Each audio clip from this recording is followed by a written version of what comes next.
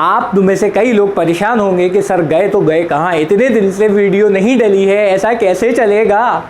यार मैं आप लोगों को ये बताना चाहता हूँ कि आप ही लोगों की वजह से इतने दिन से वीडियो नहीं डल पाई थी। मैंने अपनी पूरी कोशिश करी कि आपकी वीडियो को और ज़्यादा अच्छा बना सकूं, और इसके लिए मुझे काफ़ी मेहनत करना पड़ी। जैसा कि आपको पता है कि लॉकडाउन में हम सारे के सारे चल रहे हैं और कोई भी चीज़ इस वक्त अवेलेबल नहीं हो रही है, लेकिन उसके बावजूद मैंने कुछ ना कुछ जुगाड़ें करा के आपके लिए बहुत सारा अरेंजमेंट कर लिया है, जितना मैं कर सकता था अभी फ़िलहाल के अंदर आपके लिए। अब जो लेक्चर्स आने वाले हैं वो कॉपी पेन पे नहीं होंगे, अब आपको मैं भी दिखूंगा और अब आपको बोर्ड भी दिखेगा। चलिए भैया, तो आज की क्लास शुरू करते हैं। आज की क्लास के अंदर हमें जो चीज़ पढ़नी है वो है इलेक्ट्रिक फील्ड। अब सबसे पहली बात कि इलेक्ट्रिक फील्ड क्या है, इलेक्ट्रिक फील्ड कहाँ से आ गई, इलेक्ट्रिक फील्ड क्यों आ गई। हाँ भैया, तो जिन लोगों को नहीं पता, जिन लोगों को परेशानी है, वो लोग जान लें कि इलेक्ट्रिक फील्ड का जो कंसेप्ट है वो एक साइंटिस्ट ने दिया था, और this scientist is one of my favourite. भैया बहुत ज़बरदस्त इंसान है, नाम सुन लो। इस साइंटिस्ट का नाम है माइकल फैराडे। ठीक है ना, ये ठीक। माइकल फैराडे एक साइंटिस्ट है जिस साइंटिस्ट ने कंसेप्ट दिया है, किसका कंसेप्ट दिया है, इलेक्ट्रिक फील्ड का कंसेप्ट दिया है। सवाल उठता है इलेक्ट्रिक फील्ड होती क्या है, इलेक्ट्रिक फील्ड कहाँ से आ गई। मान लीजिए मेरे हाथ में ये जो मार्कर दिख रहा है, ये मार्कर नहीं, एक मैग्नेट है। ठीक है ना, ये ठीक। हम सब ने बचपन के अंदर एक चीज़ देखी होगी कि अगर एक मैग्नेट रखा जाता है ना, और ये सर मैग्नेट हमने बचपन में देखा था। सर मैग्नेट क्या होता है कि सर दूसरे मैग्नेटिक सब्सटेंस को अट्रैक्ट करता है। सर फॉर एग्जाम्पल अगर कोई मैग्नेट या कोई आयरन का पीस इसके पास लाया जाएगा तो सर ये उसको अट्रैक्ट करेगा। Very good, you are intelligent, I admit. ठीक, अच्छा ज़रा बात समझना। मान लीजिए कि मेरे पास एक हाथ के अंदर एक आयरन की नेल है, मैं यहाँ लाऊंगा, अट्रैक्ट करेगी। यस सर, करेगी करेगी करेगी करेगी। सर अब आप दूर लेके जाते जा रहे हैं तो सर हमने बचपन में देखा था कि एक पर्टिकुलर रीजन के बाद वो फिर अट्रैक्शन नहीं आ पाता उतना अच्छा, है ना, देखा नहीं देखा। तो यानी कि ये जो मैग्नेट मैंने लिया है ना, इस मैग्नेट के अबाउट एक इस तरह का एक रीजन इस मैग्नेट ने अपने अबाउट क्रिएट कर लिया है कि जिस रीजन के अंदर अगर कोई दूसरा मैग्नेटिक सब्सटेंस लेके आया जाएगा तो वो मैग्नेटिक सब्सटेंस अपने ऊपर एक फोर्स महसूस करेगा। ये मैग्नेट उस मैग्नेटिक सब्सटेंस पे एक फोर्स लगाएगा। ठीक है ना, ये ठीक बात समझिए। इसी तरीके से जिस तरह से एक मैग्नेट अपना काम करता है, उसी तरीके से चार्ज भी अपना काम करता है। जिस तरह से मैग्नेटिक फोर्सेस ऑपरेट करती हैं, उसी तरह से इलेक्ट्रिक फोर्सेस ऑपरेट करती हैं। कि अगर मान लीजिए यहाँ पे ये मैग्नेट नहीं होता, ये चार्ज होता, तो एक चार्ज के अबाउट एक रीजन ऐसा बन जाता है जिस रीजन के अंदर अगर कोई दूसरा चार्ज बाहर से लेके आया जाएगा तो वो चार्ज अपने ऊपर एक फोर्स महसूस करेगा। ये रीजन कहलाता है इलेक्ट्रिक फील्ड। ठीक है ना, ये ठीक। माइकल फैराडे भाई साहब वो साइंटिस्ट हैं जिन्होंने इलेक्ट्रिक फील्ड बताई है। और इसके अलावा जब हम इस बात को आगे लेके चलते हैं, जब हम इलेक्ट्रिक फील्ड को ग्राफिकल फॉर्म में पढ़ते हैं, तो इलेक्ट्रिक फील्ड को रिप्रेजेंट किया जाता है by electric line of forces. ठीक है ना, ये ठीक। इन चीज़ों के बारे में हमको अब बात करनी है। बात को आगे लेके चलते हैं। सर ठीक है सर, इलेक्ट्रिक फील्ड समझ में आ गई सर कि एक चार्ज के अबाउट एक रीजन ऐसा बन जाता है जिस रीजन के अंदर अगर कोई दूसरा बाहर से चार्ज लेके आया जाएगा तो उस चार्ज के ऊपर लगेगी एक फोर्स। तो ये जो रीजन बना है सर, ये रीजन एक इलेक्ट्रिक फील्ड का रीजन है। डन, खत्म। अब फिजिक्स में किसी भी चीज़ को समझने के लिए हमको यहाँ पे 2-4 बातें और भी ध्यान में रखना पड़ती हैं। सबसे पहली बात कि उसकी मैग्नीट्यूड कैसे निकाली जाएगी। नंबर 2, स्केलर है या वेक्टर। ठीक है ना, ये ठीक। अगर स्केलर है तो ठीक है, चल जाएगा, लेकिन अगर वेक्टर हुआ तो सर डायरेक्शन कैसे निकलेगा। ये सारी बातें हमको ध्यान में रखना पड़ती हैं। तो भाई इलेक्ट्रिक फील्ड जिसकी हम बात कर रहे हैं, इलेक्ट्रिक फील्ड ई से डिनोट करी जाती है, और इलेक्ट्रिक फील्ड एक वेक्टर क्वांटिटी होती है। ये जो एरो है वो यही बता रहा है कि इलेक्ट्रिक फील्ड एक वेक्टर क्वांटिटी है। यानी कि इसको निकालने के लिए आपको सिर्फ और सिर्फ इसकी मैग्नीट्यूड नहीं, इसका डायरेक्शन भी चाहिए पड़ेगा। ठीक है ना, ये ठीक। मैं आपको दोनों समझाता हूँ कि इलेक्ट्रिक फील्ड का मैग्नीट्यूड कैसे निकलेगा, इलेक्ट्रिक फील्ड का डायरेक्शन कैसे निकलेगा। ये दोनों बातें बहुत आसान है, अपने दिमाग पे ज्यादा जोर मत डालो, बहुत आसान है, बिल्कुल हलवा। तुम कहोगे वाह मजा आ गया, हाय हाय हाय हाय, ओए होए होए होए। चलो बताता हूँ, सिखाता हूँ तुमको, हैं। जरा बात समझो, इलेक्ट्रिक फील्ड की हमें मैग्नीट्यूड निकालनी। अब जरा बात समझना, इसको हम 2 लफ्ज़ हैं जिनसे हम इनको इस्तेमाल करते हैं। एक है इंटेंसिटी ऑफ इलेक्ट्रिक फील्ड और एक है स्ट्रेंथ ऑफ इलेक्ट्रिक फील्ड। अब ये कैसे निकाली जाएगी, अब इसको निकालना मैं तुम्हें सिखाऊं इससे पहले मैं आपको बताता हूँ 2 चीज़ें। ये दोनों चीज़ें आप दिमाग में रखिएगा। एक चीज़ है सोर्स चार्ज, एक चीज़ है टेस्ट चार्ज। ठीक है ना, ये ठीक। सोर्स चार्ज हम उस चार्ज को कहते हैं जिसकी फील्ड के बारे में हम बात कर रहे हैं। क्या होता है सोर्स चार्ज, वो चार्ज जिसकी फील्ड के बारे में हम बात कर रहे हैं। टेस्ट चार्ज क्या होता है, जिस फील्ड की टेस्टिंग के लिए जो चार्ज लाया गया, फील्ड की टेस्टिंग के लिए जो चार्ज लाया गया वो टेस्ट चार्ज होता है। कई बुक्स के अंदर और कई लोग ये बता देते हैं कि टेस्ट चार्ज एक यूनिट पॉजिटिव चार्ज होता है। आप यहाँ पे बात समझ लीजिए कि इट इज नॉट एसेंशियल कि test charge is always a unit positive charge. Test charge का मतलब होता है वो चार्ज जो टेस्टिंग के लिए लाया गया है, ठीक है ना, ठीक। अब ये हो सकता है यूनिट पॉजिटिव और नहीं भी हो सकता यूनिट पॉजिटिव, ये दोनों चीजें हो सकती हैं, तो आप अपने भेजे में बात रखिएगा, ठीक है ना, ये ठीक। इट इज नॉट एसेंशियल कि test charge is always a unit positive charge. देखो यार, अब इलेक्ट्रिक फील्ड निकालना है, बोलो हाँ, बोला हाँ, ठीक है। अब इलेक्ट्रिक फील्ड निकालने के लिए क्या क्या चाहिए, कैसी क्वांटिटी है, एरो लगाए, वेक्टर क्वांटिटी है। वेक्टर क्वांटिटी निकालने के लिए कितनी चीजें चाहिए, दो, एक चाहिए मैग्नीट्यूड, एक चाहिए डायरेक्शन। अगर दोनों आ गई तो वेक्टर क्वांटिटी आपने बता दी कि नहीं बता दी। चल भाई, एक एक करके दोनों सिखा रहा हूँ, सीख ले, बहुत आसान तरीका है, बहुत आसान हलवा। इलेक्ट्रिक फील्ड क्या होती है? इलेक्ट्रिक फील्ड की एक डेफिनेशन तो ठीक है, मैंने आपको बता दी है कि ये वो रीजन है जिस रीजन के अंदर अगर कोई दूसरा इलेक्ट्रिक चार्ज लाया जाएगा तो उस चार्ज के ऊपर एक फोर्स लगेगी, ये रीजन इलेक्ट्रिक फील्ड कहलाता है, ठीक है, बिल्कुल done done done done done, परेशान मत हो। एक और डेफिनेशन है, वो डेफिनेशन जो आपने इस्तेमाल करी है वो डेफिनेशन आपको इसकी मैग्नीट्यूड तक नहीं ले जा पाएगी। इसकी मैग्नीट्यूड तक जाने के लिए आप एक और डेफिनेशन है, मैं आपको बता रहा हूँ, बड़ी आसान डेफिनेशन है, ठीक, कि अगर हम एक सोर्स चार्ज की फील्ड रीजन के अंदर एक यूनिट पॉजिटिव चार्ज लाए, है ना, जिसको अमूमन लोग टेस्ट चार्ज कहते हैं, हाँ टेस्टिंग के लिए लाए हैं ना, 1 + 1 कूलम का चार्ज टेस्टिंग के लिए लाए हैं, ठीक है, तो टेस्ट चार्ज है ये, है ना, +1 कूलम का पॉजिटिव, +1 कूलम का एक टेस्ट चार्ज हम लेके आए हमारी इलेक्ट्रिक फील्ड में। इस +1 कूलम के चार्ज पे जो फोर्स लगेगी वो फोर्स इलेक्ट्रिक फील्ड कहलाएगी। बहुत आसान बात है ना, कि +1 कूलम के चार्ज पे जो फोर्स ऑपरेट करेगी, है ना, जब उसको एक सोर्स चार्ज की फील्ड में लाया जाएगा, वो फोर्स इलेक्ट्रिक फील्ड कहलाएगी। अब जरा बात समझो आप, क्या जरूरी है कि हमेशा +1 कूलम का चार्ज हो? अगर +1 कूलम का चार्ज नहीं दिया गया तो तुम फील्ड कैसे निकालोगे? सवाल उठता है, हाँ उठता है, हाँ उठता है, क्या जवाब दोगे? सदा सुनना, केले लेने गए भाई साहब हमारे चिंटू, है ना, 12 केले 36 रुपीज़ के हैं, 12 केले 36 रुपीज़ के। एक केला कितने का? तो कहेंगे हमसे पूछे 30 रुपये का एक केला। पैसे की बात आती है कि भैया का दिमाग चलता है बड़ा खतरनाक, है ना, भैया के दिमाग के घोड़े दौड़ जाते हैं, है ना, लेकिन जब बात होती है ना फिजिक्स की तो कहते हैं अरे ये कैसे हो गया? भैया देख, बात समझ कि मान लो कि हम जो चार्ज लाए वो +1 कूलम का नहीं था, लेकिन हमें इलेक्ट्रिक फील्ड निकालना है ना, निकालना है, निकाल लेंगे। कैसे निकालेंगे? जैसे कि आपने एक केले की कीमत निकाली, कैसे निकाली? आपने देखा कि टोटल कितने के थे, है ना, तो टोटल फोर्स कितनी लगी ये लिख दिया मैंने F, समझे? टोटल फोर्स कितनी लगी मैंने लिख दिया F अपॉन टोटल कितने लाए थे, आपने कहा 12 लाए थे, सर 36/12 किया था, ऐसे ही निकाला था, तो टोटल फोर्स कितनी लगी पर यूनिट चार्ज, ऐसे भी कह सकते हो। तो इलेक्ट्रिक फील्ड की मैग्नीट्यूड निकालने के लिए हम कुछ नहीं करते, हम निकालते हैं फोर्स पर यूनिट चार्ज, फोर्स पर यूनिट चार्ज। सर हमने जो डेफिनेशन पढ़ी है वो डेफिनेशन तो ये कहती है कि electric field is a region around a source charge in which if another test charge is brought it will experience a force. आपने ये डेफिनेशन बिल्कुल सही पढ़ी है, ये रीजन इलेक्ट्रिक फील्ड का रीजन कहलाता है, आपकी डेफिनेशन सही है, लेकिन क्या ये डेफिनेशन आपको इसके न्यूमेरिकल मीनिंग तक ले जा पा रही है? तो आप कहेंगे नहीं सर न्यूमेरिकल मीनिंग इससे नहीं निकल पा रहा। न्यूमेरिकल मीनिंग कैसे निकालोगे? न्यूमेरिकल मीनिंग निकालने के लिए क्या होना चाहिए?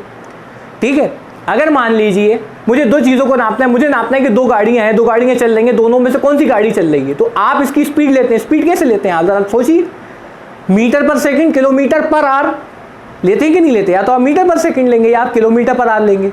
दोनों ही के अंदर आपने क्या नापा है? Sir distance covered per unit time, distance covered per unit time. इसी तरीके से जब आप इलेक्ट्रिक फील्ड नापेंगे, इलेक्ट्रिक फील्ड की स्ट्रेंथ नापेंगे, तो आप नापेंगे force experience per unit charge, समझे? जिस तरह से अगर आपको ये देखना है कि कौन सी चीज़ ज़्यादा तेज चल रही है तो पर यूनिट टाइम में देखते हो कितना डिस्टेंस वो कवर कर रही है। इसी तरीके से जब किसी भी चार्ज की फील्ड नापना है तो आप ये देखोगे कि पर यूनिट चार्ज कितनी फोर्स लगी है ना, force experience per unit charge. तो इलेक्ट्रिक फील्ड का फॉर्मूला लिख दूँ, क्या लिख दूँ?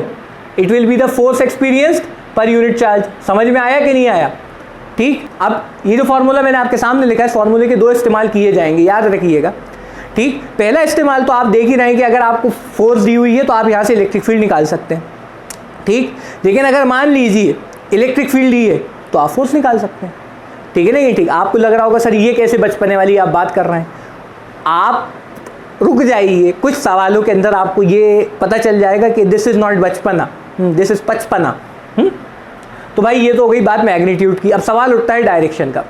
डायरेक्शन निकालना बहुत आसान है। इलेक्ट्रिक फील्ड का कभी भी डायरेक्शन निकालना हो तुम्हें एक उपाय बता दूंगा, हर जगह ये उपाय लग जाएगा। लोग कहेंगे रामबाण उपाय, ठीक है ना? ठीक, हाँ, क्या है ये उपाय?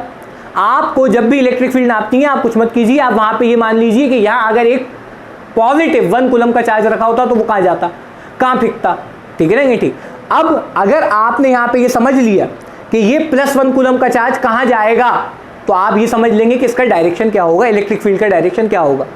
ठीक, अब मान लीजिए पॉजिटिव पॉजिटिव है तो क्या आएगा, रिपल्शन आएगा, अट्रैक्शन आएगा, रिपल्शन, डायरेक्शन मिल जाएगा। यस सर, डायरेक्शन मिल जाएगा। अगर नेगेटिव होता तो क्या आता, अट्रैक्शन, डायरेक्शन मिल जाएगा, मिल जाएगा कि नहीं, हाँ ना बोल। हाँ सर, डायरेक्शन मतलब अगर पॉजिटिव ये पॉजिटिव था, ये पॉजिटिव है तो सर रिपल्शन आएगा, इधर जाएगा, मिल गया डायरेक्शन, इधर जा रहा है। अगर ये नेगेटिव था, ये पॉजिटिव था, ये इधर आएगा, डायरेक्शन मिला कि नहीं मिला, डायरेक्शन मिल गया।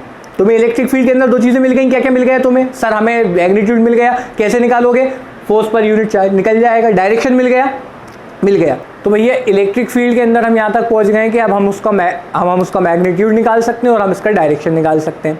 लेकिन इलेक्ट्रिक फील्ड निकालने का एक फार्मूला और है। जिस तरीके से फोर्स निकालने का एक फार्मूला है, इस तरीके से इलेक्ट्रिक फील्ड निकालने का भी एक फार्मूला है। मैं आपको वो फार्मूला भी देने वाला हूँ। फार्मूला बड़ा आसान है निकालना और बहुत आसान है उसे याद रखना, ठीक है? दोनों चीज़ें सीख लो, दोनों चीज़ों में कोई परेशानी नहीं है, मैं बता रहा हूँ आपको। देखिएगा, देखिए यहाँ पे हमने यहाँ पे दो चार्ज लिए हुए हैं, है ना? एक है कैपिटल क्यू, एक है स्मॉल क्यू। ये वो चार्ज है कैपिटल क्यू जिसकी फील्ड के बारे में आप स्टडी कर रहे हैं, जिसकी फील्ड आप निकालना चाह रहे हैं। तो जिसकी फील्ड निकालेंगे वो क्या होगा, सोर्स चार्ज। तो ये है हमारा सोर्स चार्ज, याद रखना, भेजे में बात रखना, ठीक? और ये वो है जो टेस्टिंग के लिए लाया गया है, ठीक है? तो जो टेस्टिंग के लिए लाया गया है वो टेस्ट चार्ज, तो ये हो गया हमारा टेस्ट चार्ज। अब यहाँ पे आप देख सकते हैं कि मैंने टेस्ट चार्ज को +1 कूलम का नहीं लिया है, यहाँ पे मैंने इसको क्यू का लिया हुआ है, यानी कि ये यूनिट पॉजिटिव टेस्ट चार्ज नहीं है, ठीक? लेकिन फिर भी मैं इलेक्ट्रिक फील्ड निकाल सकता हूँ, बहुत आसानी से निकाल सकता हूँ। तो ध्यान दीजिए। ओ भाई सो क्यों रहा है, इधर ध्यान दे, इधर ध्यान दे। दिन भर सो के भी थक नहीं रहे लोग आजकल, है ना? जहाँ मौका मिलता वहीं सो जाते हैं। इधर देख भाई, हाँ चलो। तो मुझे निकालनी है इलेक्ट्रिक फील्ड। इलेक्ट्रिक फील्ड निकालने का फॉर्मूला हम सबको पता चल गया है ना, बिल्कुल ये रास खुल चुका है, F/Q, force experience per unit charge. Force कितनी होगी इन दोनों के बीच में? तो सर हमें सिखा रहा है, पिछली कूलम्स लॉ की वीडियो पूरी देख डाली सर, पूरी। अब पूरी वीडियो देख डाली सर, सब निकालना आता है। आपका एक सवाल हमारे दो जवाब, उनका एक सवाल हमारे 2 जवाब, ठीक है भैया? दे जवाब। फोर्स कितनी होगी? आप कहेंगे 1/4πε0 सर, क्यू बड़ा वाला क्यू, छोटा वाला क्यू अपॉन आर का स्क्वायर। ये आर क्या है? दोनों के बीच की दूरी है, सर मत खुजा ओए, हाँ चल, अपॉन क्यू क्या है? पर यूनिट चार्ज। टेस्टिंग के लिए चार्ज लाना था वो +1 कूलम का लाना था, हम कितने का लाए हैं? क्यू का, तो पर यूनिट निकालेंगे। पर यूनिट कैसे निकलेगा? कुछ नहीं, क्यू से डिवाइड। अब लोग कहेंगे सर क्यू से क्यू कैंसिल, तो इलेक्ट्रिक फील्ड की वैल्यू आ गई, कितनी आ गई? 1/4πε0 कैपिटल क्यू अपॉन आर का स्क्वायर। सर ये तो फॉर्मूला बन गया सर, इलेक्ट्रिक फील्ड का फॉर्मूला तैयार। हाँ भैया तैयार, है ना? तो ये इलेक्ट्रिक फील्ड का फॉर्मूला आ गया। तुम देख रहे हो फोर्स का फॉर्मूला, इलेक्ट्रिक फील्ड का फॉर्मूला कितना मिलता जुलता है। राम श्याम सीता गीता, है ना? करण अर्जुन, मेरे करण अर्जुन आएंगे, देख अर्जुन आ गया, है ना? तो भैया फोर्स का फॉर्मूला जो तुमने देखा वो फोर्स का फॉर्मूला था 1/4πε0 Q1 Q2/r का स्क्वायर, है ना? और इलेक्ट्रिक फील्ड के फॉर्मूले में क्या आ रहा है? 1/4πε0 Q/r का स्क्वायर। इन बात के अंदर कोई परेशानी होनी नहीं चाहिए। जो फोर्स निकलती है वो 2 चार्ज के बीच में निकलती है, लेकिन जो इलेक्ट्रिक फील्ड निकलती है वो सिंगल चार्ज की होती है। तो ये बात याद रखेंगे आप कि जब किसी भी चार्ज की आप इलेक्ट्रिक फील्ड निकालेंगे at a distance of r, तो आप क्या करते हैं? 1/4πε0 Q/r का स्क्वायर। और अगर फोर्स निकालना है तो जिन दो चार्ज के बीच में फोर्स लेना है उन दोनों चार्ज का यहाँ प्रोडक्ट आता है। तो यहाँ तक आप 3 बातें समझ गए कि इलेक्ट्रिक फील्ड की एक मैग्नीट्यूड निकालने का तरीका है F/Q, दूसरा तरीका मैंने आपको एक फार्मूला बता दिया है, और तीसरा मैंने आपको डायरेक्शन बता दिया है कि डायरेक्शन निकाला जा सकता है by seeing a force experience by the unit positive charge के। अगर यूनिट पॉजिटिव चार्ज वहाँ लेके आया जाएगा तो उस यूनिट पॉजिटिव चार्ज के ऊपर किस डायरेक्शन में लगेगी फोर्स, है ना? तो ये यहाँ तक हो गया। अब बात कर लेते हैं आगे।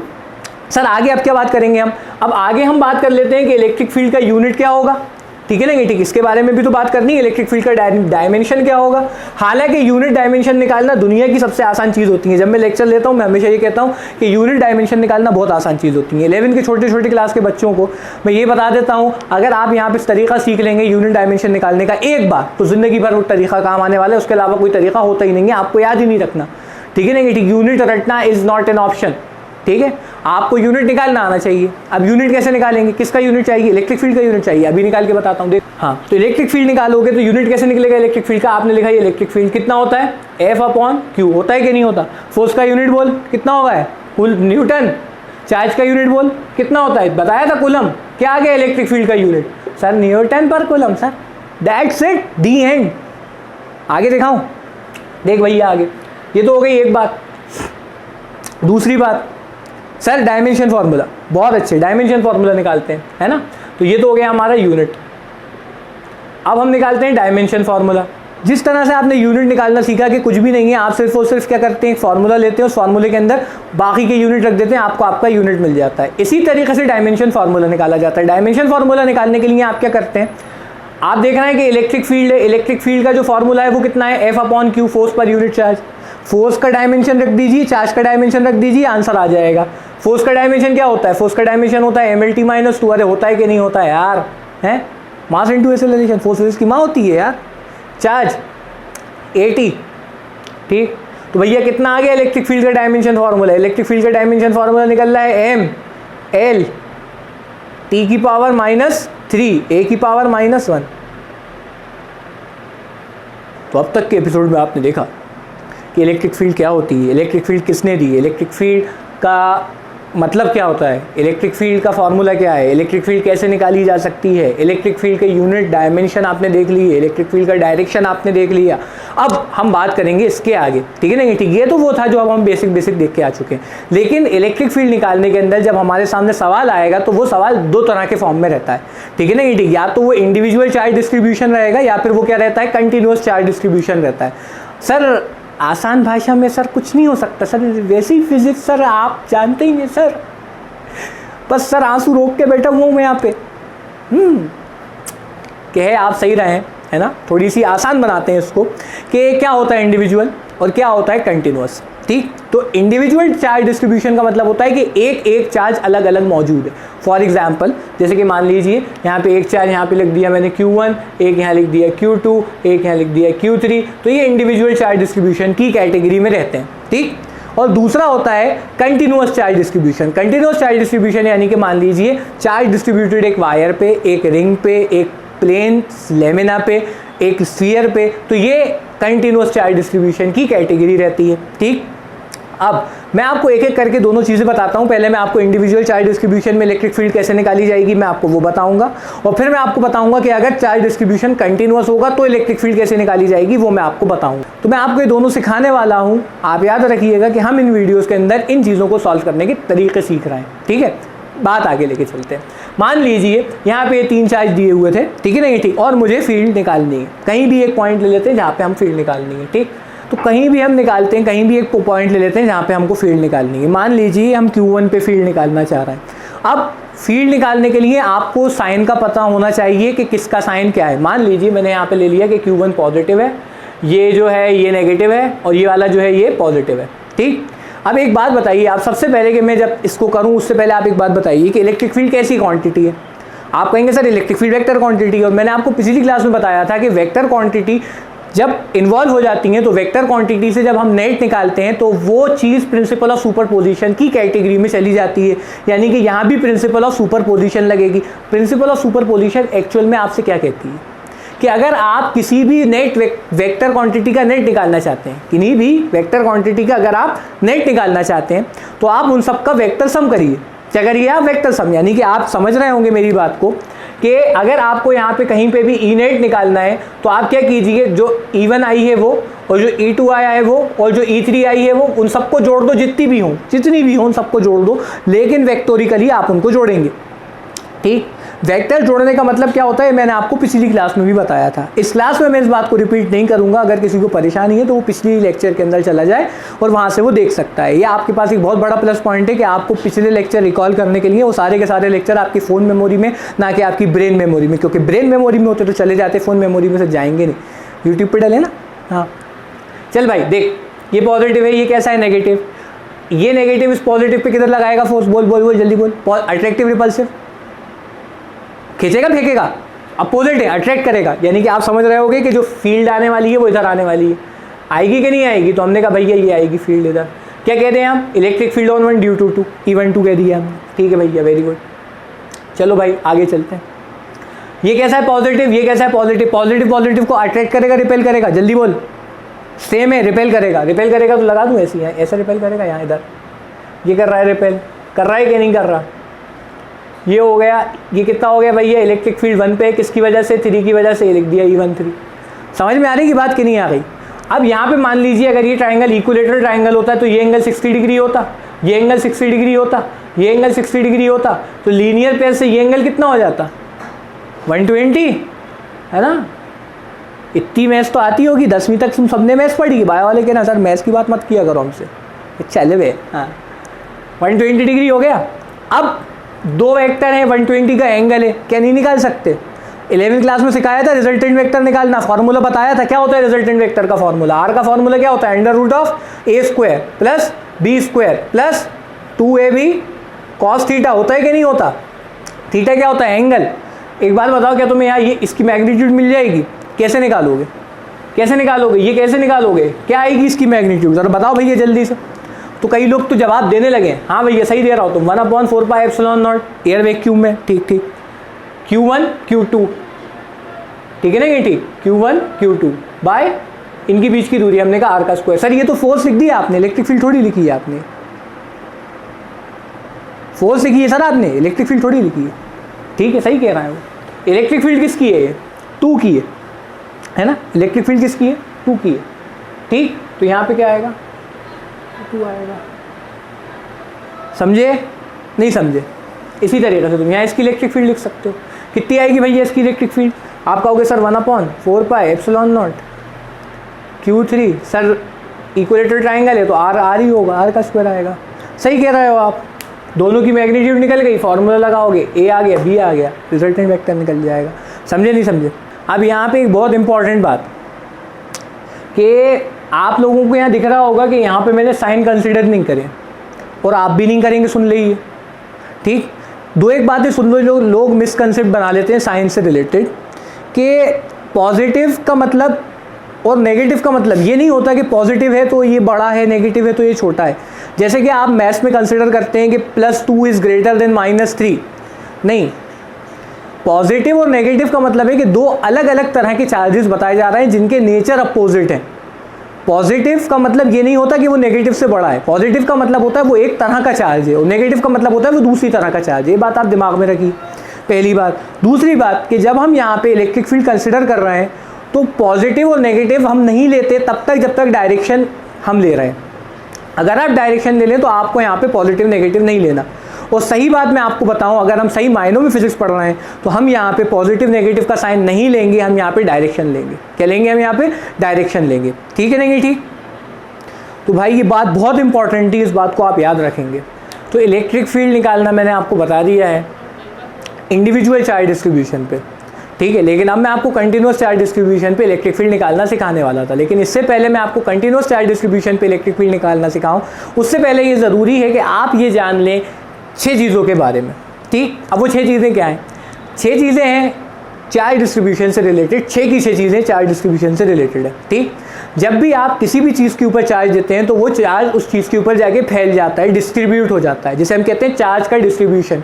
ठीक, अब ये जो चार्ज का डिस्ट्रीब्यूशन है 3 फॉर्म में हो सकता है। ठीक, लेंथ पे हो सकता है, जैसे मान लीजिए कोई थिन वायर है, जब आप थिन कंडक्टिंग वायर है, अगर थिन कंडक्टिंग वायर है तो आप जब उस पर चार्ज देंगे तो वो उसकी पूरी लेंथ पे जाके डिस्ट्रीब्यूट हो जाएगा। इसकी वजह आप समझ सकते हैं कि पॉजिटिव अगर चार्ज दिया है तो पॉजिटिव पॉजिटिव को रिपेल कर रहा होगा, और वो इस तरह से डिस्ट्रीब्यूट होगा कि अपने आप को एक पर्टिकुलर दूरी पर बनाए रखे, है ना। इसके बाद में अगर उस चीज़ के पास एरिया है तो ये चार्ज उसके एरिया पर डिस्ट्रीब्यूट होगा। ठीक, और तीसरी बात, अगर वो चीज़ नॉन कंडक्टिंग थी, अगर कंडक्टिंग थी तो चार्ज अंदर नहीं जाता, चार्ज ऊपर ही रिसाइड करता है। क्यों करता है उसके पीछे रीज़न है, बताऊंगा आपको आगे आने वाले वक्त में। लेकिन अभी कि अगर कंडक्टिंग है तो ऊपर ही ऊपर रहेगा, लेकिन अगर मान लीजिए नॉन कंडक्टिंग हुआ फिर क्या होगा, तो वो चार्ज अंदर भी चला जाएगा। यानी कि अब तक बात हो रही थी एरिया की, चार्ज अंदर चला जाएगा, वॉल्यूम में चला जाएगा। तो यानी कि इसमें जो डिस्ट्रीब्यूशन आएगा वो वॉल्यूम चार्ज डिस्ट्रीब्यूशन होगा। तीन तरह के चार्ज डिस्ट्रीब्यूशन होते हैं। लीनियर चार्ज डिस्ट्रीब्यूशन, जब चार्ज लेंथ पे डिस्ट्रीब्यूट होगा तो लीनियर चार्ज डिस्ट्रीब्यूशन है। एरिया पे डिस्ट्रीब्यूट होगा तो सरफेस चार्ज डिस्ट्रीब्यूशन है। वॉल्यूम में डिस्ट्रीब्यूट होता है तो वॉल्यूम चार्ज डिस्ट्रीब्यूशन है। तीन चीज़ें समझ में आ गई, तीन चीज़ें बची हैं। ये है वो तीन चीज़ें जो मैं आपको बता रहा था। ठीक, तो तीन चीज़ें मैंने आपको बता दी और तीनों चीज़ें बड़ी आसानी से आपके समझ में आ गई होंगी, मैं ऐसा मानता हूँ। सर आपने 6 कही थी, I remember, you remember, yes you do. चलिए, तो अब चार्ज डिस्ट्रीब्यूशन तो हो गया। अब तो तीन चीज़ें बच रही हैं, वो है चार्ज डेंसिटी। ठीक, अब चार्ज डेंसिटी क्या होती है? सर 6 हो गई सर, कैसे सर, कैसे कैसे sir? Linear charge distribution, linear charge density, surface charge distribution, surface charge density, volume charge distribution, volume charge density. Sir वो समझ में आ गया 6 होंगी, लेकिन कैसे होंगी सर वो तो अब आप बता ही देंगे सर, वैसे हम अंदाज़ा भी लगा सकते हैं, है ना, कोई बड़ी बात नहीं है। लीनियर चार्ज डिस्ट्रीब्यूशन क्या होता है? अच्छा, चार्ज डेंसिटी आई क्यों?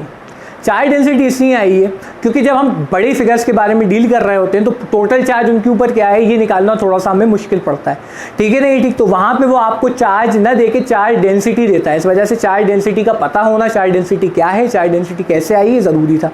तो भाई ये तीन चार्ज डेंसिटी होती हैं, तीनों चार्ज डेंसिटी निकालना बहुत आसान है। लीनियर चार्ज डेंसिटी तब आएगी जब चार्ज डिस्ट्रीब्यूट होगा लेंथ पे, सरफेस चार्ज डेंसिटी तब आएगी जब चार्ज डिस्ट्रीब्यूट होगा एरिया पे, वॉल्यूम चार्ज डेंसिटी तब आएगी जब चार्ज डिस्ट्रीब्यूट होगा वॉल्यूम पे। निकालना बहुत आसान है, देख लो भाई। लीनियर चार्ज डेंसिटी जो होती है वो लीनियर चार्ज डेंसिटी लैम्डा से डिनोट करी जाती है, और linear charge density is defined as charge per unit length. इसी तरीके से सरफेस चार्ज डेंसिटी सिग्मा से डिनोट करी जाती है, और सिग्मा क्या होता है? Charge per unit area. इसी तरीके, और रो क्या होता है? Charge per unit volume. अगर कोई भाई साहब चाहते हैं कि इनका यूनिट और डायमेंशन निकालें तो वो भी निकाल सकते हैं। जैसे मैं आपको यूनिट वैसे बता देता हूँ कि कूलम पर मीटर का स्क्वायर, कूलम पर मीटर का cube. So easy sir, very good. तो अब हम यहाँ तक आ चुके हैं कि कंटिन्यूस चार्ज डिस्ट्रीब्यूशन का क्वेश्चन अब हम बहुत आराम से बना लेंगे। एक क्वेश्चन मैं आपको करवा देता हूँ ताकि क्लैरिटी कंसेप्ट की और ज़्यादा आपके दिमाग में डेवलप हो जाए। ये क्वेश्चन एनसीईआरटी का भी एक क्वेश्चन है, क्वेश्चन नंबर 30 है एनसीईआरटी का ये। और इसके अलावा एक बात आप याद रखिएगा कि ये क्वेश्चन में एक आपको स्टार्टिंग दे रहा है। जैसे कि मैं आपको वायर के लिए करा रहा हूँ, आप ये रिंग के लिए भी कर सकते हैं, बहुत आसान होता है। जो कंसेप्ट मैं यहाँ पे लगा रहा हूँ वही कंसेप्ट आप रिंग पे लगाइएगा, आपका क्वेश्चन आ जाएगा। तो एक मैं कराता हूँ, एक आप करिएगा, थोड़ा मैं बढ़ रहा हूँ, थोड़ा आप बढ़िएगा। ठीक, देखिए मैंने यहाँ एक वायर ले लिया है। मैंने ये वायर जो लिया है ये इनफाइनाइट लेंथ का, यानी कि बहुत लंबा वायर है। ठीक, अब जाहिर बात है कि इनफाइनाइट लेंथ तो हो नहीं सकती, है ना, लेकिन बहुत लंबा है तो हम उसको इनफाइनाइट की तरह डील करते हैं। ठीक, और इस वायर के ऊपर मैंने दे दिया है चार्ज, तो ये चार्ज जो था वो इस पूरे वायर के ऊपर डिस्ट्रीब्यूट हो गया, और मुझे एक पर्टिकुलर दूरी y दूरी के ऊपर यह निकाल दी है कि कितनी फील्ड बन रही है। ठीक, अब मैं क्या करूँगा, यहाँ पे किस तरह से मैं अपनी इलेक्ट्रिक फील्ड निकालूंगा, ज़रा बात समझिए। सबसे पहली आप बात ये समझ लीजिए कि जब हम किसी भी चीज़ की ओवरऑल वैल्यू के साथ डील कर रहे होते हैं, कंटिन्यूस वैल्यू की ओवरऑल वैल्यू के साथ डील कर रहे होते हैं, तो हम यहाँ पे डायरेक्ट एक फार्मूला रख के आंसर नहीं निकाल सकते। हम यहाँ पे क्या करते हैं, हम उसका एक एलिमेंट लेते हैं जिसको हम इंटीग्रेट करते हैं। ठीक है ना, ये ठीक, आप याद रखना इस बात को कि जब इस तरह से हम डील कर रहे हैं कि अलग अलग जगहों की अलग अलग ओवरऑल वैल्यूज़ अलग अलग आ रही हैं, और फिर आपको एक ओवरऑल वैल्यू चाहिए। हाँ, अगर सबकी सेम आ रही होती तो सबको जोड़ देते, वो आसान था, लेकिन जब सबकी ही अलग अलग आ रही है तो क्या करेंगे, तो इंटीग्रेशन के अलावा कोई रास्ता नहीं बचता, तो हम यहाँ इंटीग्रेशन करने वाले। हम इलेक्ट्रिक फील्ड निकालने के लिए सारी एलिमेंट की फील्ड का इंटीग्रेशन करेंगे। हम एक एलिमेंट की फील्ड निकालेंगे और उसका इंटीग्रेशन कर देंगे अंडर प्रॉपर लिमिट्स। ठीक, ये एक बात समझ में आ गई आपकी। दूसरी बात अब आप ये समझ लीजिए कि जब हम इस तरह का काम करते हैं तो हम यहाँ पे दो अपोजिट एलिमेंट कंसिडर करते हैं। अपोजिट एलिमेंट को कंसिडर करने की क्या वजह बनती है? अपोजिट एलिमेंट को कंसिडर करने की वजह ये बनती है कि हम ये देखते हैं कि ज़्यादातर इनका एक कंपोनेंट एक दूसरे को कैंसिल कर रहा होता है और एक ही कंपोनेंट नेट बना रहा होता है, जैसा कि इस केस में भी होगा, आप देख सकते हैं। हम दो अपोजिट एलिमेंट इसलिए कंसिडर करते हैं क्योंकि इन दोनों का एक एक कंपोनेंट तो एक दूसरे को कैंसिल कर देता है और एक कंपोनेंट नेट के लिए कंट्रीब्यूट करता है। ठीक, इस क्वेश्चन में आपको बिल्कुल साफ समझ में आएगा। हमने यहाँ पे दो अपोजिट एलिमेंट कंसिडर करके रखे हुए हैं। आप देख सकते हैं कि अगर हमने यहाँ पे इसको पॉजिटिव कहा है तो इस तरह से इसकी फील्ड आएगी और इस तरह से इसकी फील्ड आएगी। हमने कहा ये एंगल θ1 है, हमने कहा ये एंगल θ2 है। अपोजिट वर्टिकल अपोजिट एंगल, ये θ1 तो ये भी θ1 आया ना, ये θ2 तो ये भी θ2। अरे बोलना यार। अब मैंने पिछली क्लास में बताया था कि एंगल की तरफ वाला कॉस में और दूसरी तरफ वाला साइन में, तो आप देखेंगे कि ये एंगल की तरफ है, E1 cos थीटा 2 इस तरफ वाला और E1 sin थीटा 2 उस तरफ वाला। इसी तरीके से आप देखेंगे एंगल की तरफ वाला E2 cos थीटा 1 इस तरफ वाला और इस तरफ E2 sin थीटा 1। आप देख रहे हैं दोनों उल्टे पड़ रहे हैं कि नहीं पड़ रहा है, कैंसिल हो रहा है कि नहीं हो रहा है, यानी कि ऊपर वाला एलिमेंट नीचे वाले एलिमेंट दोनों उल्टे लगे हुए हैं, कैंसिल हो जाएंगे और जो नेट आएगा वो cos थीटा का कंट्रीब्यूशन आएगा। यानी कि जब मैं नेट इलेक्ट्रिक फील्ड निकालूंगा तो वो cos थीटा के लिए निकाली जाएगी, ना कि sin थीटा का उसमें कोई कंट्रीब्यूशन है। ठीक, अब सवाल उठता है डी कितना होगा, तो मुझे पता है इलेक्ट्रिक फील्ड का फॉर्मूला 1/4πε0 Q/r², यहाँ पे चार्ज कितना था डी क्यू। सवाल उठता है सर ये डी क्यू क्या है, कहाँ से निकलेगा, बहुत आसान है, मत फिक्र कर, लिखा हुआ भी दिख रहा होगा तुझे। डी क्यू निकालने के लिए हम क्या करेंगे, हमें पता है कि चार्ज डेंसिटी, जब भी इस तरह का सवाल दिया जाएगा तो आपको चार्ज डेंसिटी दी जाएगी। यहाँ पे क्योंकि लेंथ पे डिस्ट्रीब्यूशन था इस वजह से लीनियर चार्ज डेंसिटी दी गई है। अगर एरिया पे डिस्ट्रीब्यूशन होता तो आपको सरफेस चार्ज डेंसिटी दी जाती, वॉल्यूम पे चार्ज डिस्ट्रीब्यूशन होता तो वॉल्यूम चार्ज डेंसिटी दी जाती। तो यहाँ लैम्डा की वैल्यू Q/L होती है। अगर मुझे Q निकालना है तो मैं कह सकता हूँ, क्या कह सकता हूँ, लैम्डा इंटू एल है। तो यार लैम्डा और ये जो दूरी हमने ली हुई है एलिमेंट की, जो हमने वो ली हुई है एलिमेंट की लेंथ, वो dx ली है। तो यहाँ एल की जगह कितना आ जाएगा, dx आ जाएगा। तो डी क्यू कितना हो गया भैया, लैम्डा इंटू dx हो गया, सीधी सीधी बात। तो यानी इलेक्ट्रिक फील्ड का फॉर्मूला क्या बन जाएगा मेरे सामने, इलेक्ट्रिक फील्ड का फॉर्मूला बन जाएगा 1/4πε0, ये लिख दिया। डी क्यू की जगह क्या लिख दिया, लैम्डा इंटू dx लिख दिया। अपॉन में क्या डाल दिया, आर का स्क्वायर डाल दिया। ये देखिए आप यहाँ से लेके यहाँ तक की दूरी कितनी है, आर है तो आर का स्क्वायर, और इस cos थीटा को भूल मत जाना भैया। तो ये लिख दिया मैंने cos थीटा।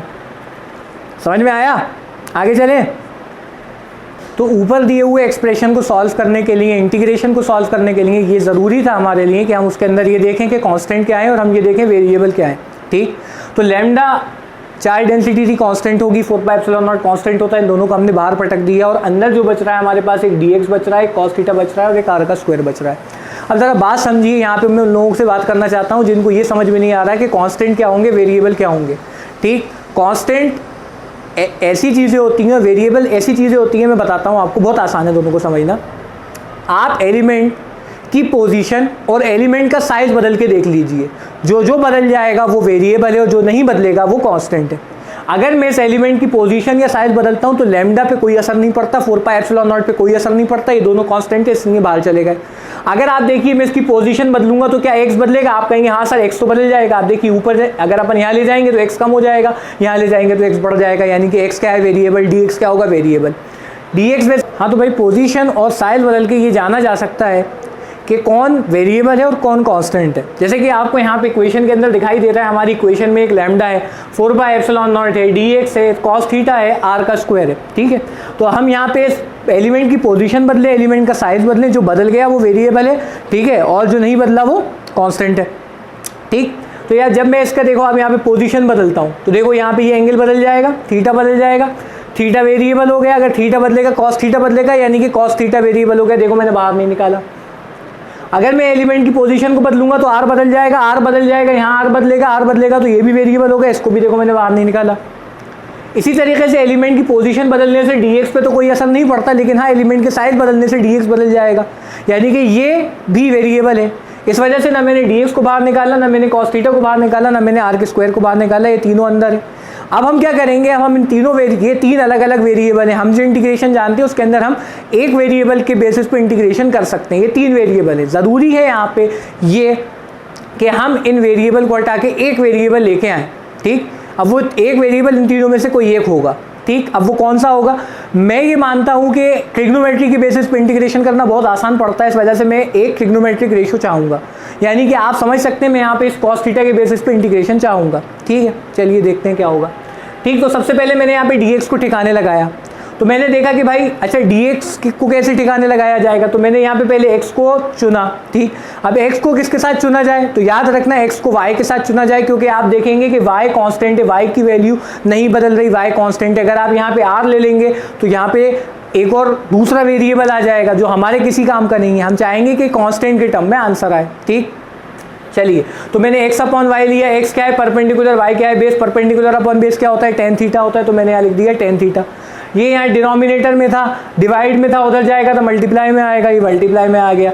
x नहीं चाहिए सर, वी वांट dx, तो क्या करेंगे डिफरेंशिएट, दोनों तरफ कर दिया डिफरेंशिएट, ये हो गया dx, ये हो गया y, tan थीटा का डिफरेंशिएशन sec स्क्वायर थीटा है ना, क्योंकि आप देखेंगे कि ये वेरिएबल और ये वेरिएबल अलग है, इस वजह से यहाँ d थीटा एडिशन में आएगा।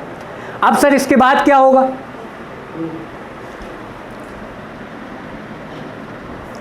अब सर इसके बाद क्या होगा? तो सवाल बहुत अच्छा है आपका। सबके इसके बाद हम आर को हटाएंगे। तो आर को कैसे हटाएंगे? हमारे बच्चे कहेंगे नहीं सर अब आर रहने देंगे, अब चाहिए ही नहीं आप हमको। आप कहेंगे सर आर को लेके आओ और लेके आओ वाई को, क्योंकि वाई कांस्टेंट है। तो ये रहा वाई, ये रहा आर, बेस और हाइपोटेनियस।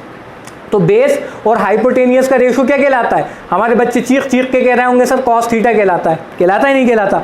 तो यहाँ पे आप देख रहे होंगे कि जो आर की वैल्यू आएगी वो कितनी आएगी?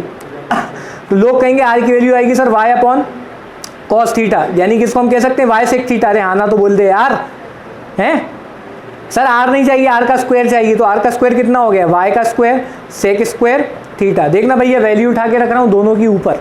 कितना आंसर आ रहा है मेरे सामने? E is equal to lambda बेचारा शरीफ सा बाहर, 4 पाई एप्सिलॉन नॉट बाहर, इंटीग्रेशन में बच रहा है कौन? इंटीग्रेशन में बच रहा है dx। dx की वैल्यू कितनी आई है? y सेक स्क्वायर थीटा, और क्या है भैया हमारे पास? d थीटा, और क्या है? cos थीटा अपॉन r का स्क्वायर। r का स्क्वायर बोले तो y square sec square theta. तो आप देखेंगे सेक स्क्वायर थीटा से सेक स्क्वायर थीटा हो गया कैंसिल, एक y से एक y हो गया कैंसिल, एक y बचा, y कांस्टेंट है तो कहाँ जाएगा? बाहर। तो कर दिया बाहर। ई की वैल्यू कितनी आ गई मेरे सामने? ई की वैल्यू आ गई मेरे सामने lambda upon 4 pi epsilon nought y, और इंटीग्रेशन में क्या बच रहा है भैया मेरे पास? अब इंटीग्रेशन में सिर्फ कॉस थीटा और बच रहा है डी थीटा। हमारे बच्चे चीख चीख के कह रहे हैं सर हट जाओ रास्ते से, इसका काम हम लगा देंगे। सर कोई ज़रूरत नहीं है अब हमें आपकी, मैं जानता हूँ, लेकिन इसकी लिमिट लगाना पड़ेगी। लिमिट लगाना बहुत ज़रूरी है। लिमिट लगाना सिखा देता हूँ, लिमिट लगाना बता देता हूँ, तुम भी सीख लो। अब लिमिट कैसे लगाऊंगा बताता हूँ। लिमिट लगाने के लिए भाई देखो ये शुरू कहाँ से हुआ, ख़त्म कहाँ से हुआ? आप देख रहे हो ये शुरू यहाँ से हुआ है नीचे से, वो ख़त्म वहाँ हुआ है ऊपर, ठीक है नहीं ठीक? अब देखो ये यहाँ पे जब मैं इसको नीचे लेके आता जाऊँगा ये एंगल बदलेगा। देखो जैसे जैसे ये लेके जाऊँगा एंगल बढ़ता जाएगा बढ़ता जाएगा बढ़ता जाएगा, इन्फिनिटी पे कितना हो जाएगा? लोग कह रहे हैं -π/2, सही कह रहे हैं ये लोग। तो ये यहाँ पे होगा -π/2 और यहाँ पे हो जाएगा +π/2। तो लिमिट कहाँ से कहाँ गई है? तो आप कहेंगे सर लिमिट सर -π/2 से गई है, कहाँ तक गई है? +π/2 तक गई है कि नहीं गई है? देखना भैया, तो यहाँ पे लैम्डा बाहर आ गया और 4 पाई एप्सिलॉन नॉट वाई तो बाहर चल ही रहा था। कॉस थीटा का इंटीग्रेशन क्या होता है? हाँ भैया बोल जल्दी बोल। साइन थीटा होता है, तो लिख दिया साइन थीटा। लिमिट क्या लगाइए भैया? -π/2 से +π/2। अब जितने लोगों को लिमिट लगाना नहीं आती वो लिमिट लगाना सीख लो। जो करेंगे हाँ सर लिमिट लगाना सुना तो था सर, लेकिन सुना ही था बस। ठीक है भैया सीख लो कैसे लगती है लिमिट, बताता हूँ। तो ये लगा लैम्डा, ये लगा 4 पाई एप्सिलॉन नॉट और ये लगा दिया मैंने वाई, है ना? साइन देखो भैया वेरिएबल की जगह लगाई जाती है लिमिट, तो थीटा की जगह क्या लिखूंगा पहले में? As it is. तुम्हें कुछ नहीं देखना, जो लिखा है वही लिख देना। थीटा की जगह क्या लिखा है? +π/2 लिख दो, ये लिख दिया। माइनस का साइन कंपलसरी है, लगाना ही लगाना है, लगा दिया साइन, और ये उठा के एज इट इज -π/2 लिख दो। समझे कि नहीं समझे? हैं साइन π/2 साइन 90 कितना होता है? साइन 90 जल्दी बोल, 1 होता है नहीं होता? ये लिख दिया 1। Sine of minus theta, minus sine theta हो जाता है तो माइनस बाहर आ जाएगा, माइनस माइनस क्या बन जाएगा? प्लस। साइन π/2 कितना होता है? 1, 1 + 1 कितना होता है? 2। कोई 3 वाला तो नहीं है? हाँ 2 होता है, तो यहाँ लिख दिया 2। और ये हो गया lambda upon 4 pi epsilon nought y. 2 × 2, 2 × 2 = 4। तो आंसर क्या? 2 पाई एप्सिलॉन नॉट वाई। ये आ गई हमारी इलेक्ट्रिक फील्ड। किसकी इलेक्ट्रिक फील्ड आई है? इनफाइनाइट लॉन्ग वायर की आई है। आप समझ सकते होंगे बात को। ये क्वेश्चन हम गॉस थ्योरम से भी करके देखेंगे, इससे भी आंसर यही आएगा जो अभी आपको सामने दिखाई दे रहा है। तो आज की वीडियो में मैंने आपको बताया कि इलेक्ट्रिक फील्ड क्या होती है, इलेक्ट्रिक फील्ड का सिग्निफिकेंस क्या है, इलेक्ट्रिक फील्ड कहाँ से आई है, इलेक्ट्रिक फील्ड कैसे निकाली जाती है, इलेक्ट्रिक फील्ड का यूनिट क्या है, इलेक्ट्रिक फील्ड का फार्मूला क्या है। इसके बाद में मैंने आपको इलेक्ट्रिक फील्ड का डायमेंशन फार्मूला भी बताया। इसके बाद मैंने आपको चार्ज डिस्ट्रीब्यूशन बताया। चार्ज डिस्ट्रीब्यूशन क्या होता है, कितने प्रकार का होता है, चार्ज डेंसिटी क्या होती है, कितने प्रकार की होती है, इंडिविजुअल चार्ज डिस्ट्रीब्यूशन पे इलेक्ट्रिक फील्ड कैसे निकलेगी, और कंटिन्यूअस चार्ज डिस्ट्रीब्यूशन पे इलेक्ट्रिक फील्ड कैसे निकलेगी। अगली वीडियो में मैं आपके सामने लेके आऊँगा कि इलेक्ट्रिक फील्ड लाइन क्या होती हैं और इनकी कुछ अहम प्रॉपर्टीज़ और इसके साथ कुछ कंपटीशन लेवल के क्वेश्चंस। तो भाई अगर आज की वीडियो अच्छी लगी है तो वीडियो को लाइक करें, चैनल को सब्सक्राइब करें ताकि अगली वीडियो आपको कंसिस्टेंसी के साथ मिले। और भाई एक महापुरुष ने कहा है कि ज्ञान अपने पास रख के सड़ता है, तो भाई अपने पास ना रखें, इसको आगे बढ़ाएं, शेयर करें ताकि दूसरे लोगों तक भी ये बात पहुंच सके। ठीक है। और भाई एक बहुत इंपॉर्टेंट बात, पढ़ाई करते रहें, और दूसरी बात मुस्कुराते रहें।